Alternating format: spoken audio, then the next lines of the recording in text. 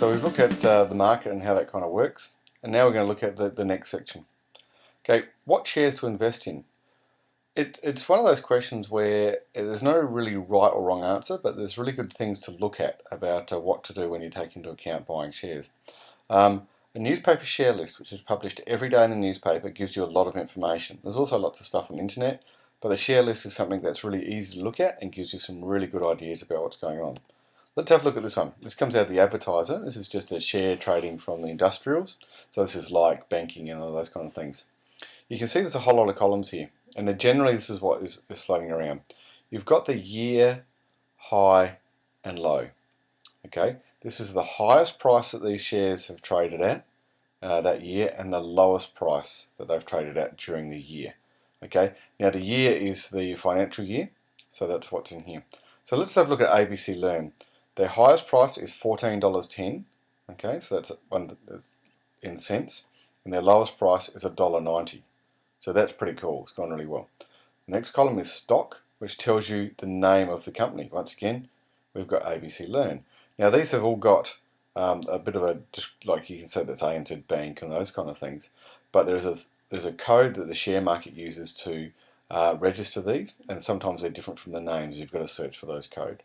So this stock tells us the name.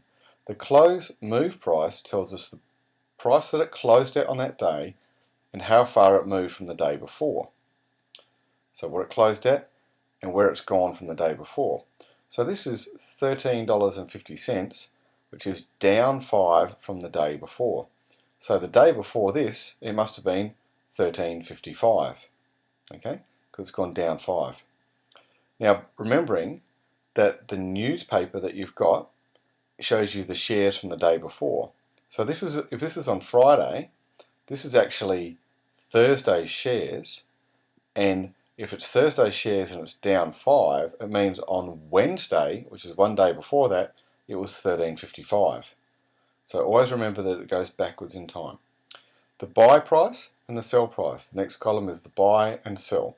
Now this is what people are willing to pay for them to buy them, and this is what people are willing to sell them for. So for ABC Learning here, people are willing to pay $13.45. People want to sell them at $13.50.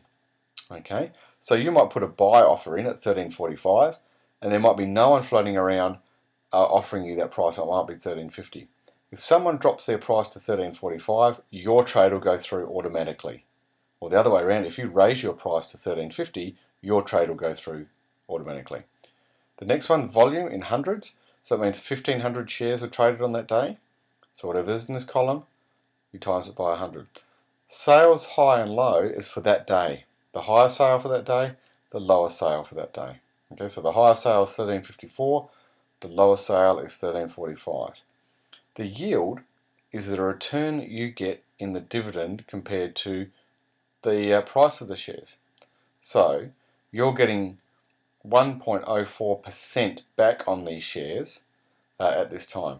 But if you can look at it, you might think, well, that's not very much. Look at this one here. This is 6.99. That's a really good return, considering bank interest rates are only about 5%. So 1.04, you might be thinking that's a bit kind of weak. Why would I invest? The thing is, you look over here. They've gone up from $1.19 to $14.10 in a year. So really, if you've invested in them, your capital gain is growing so well that this 1.04%, it doesn't really matter.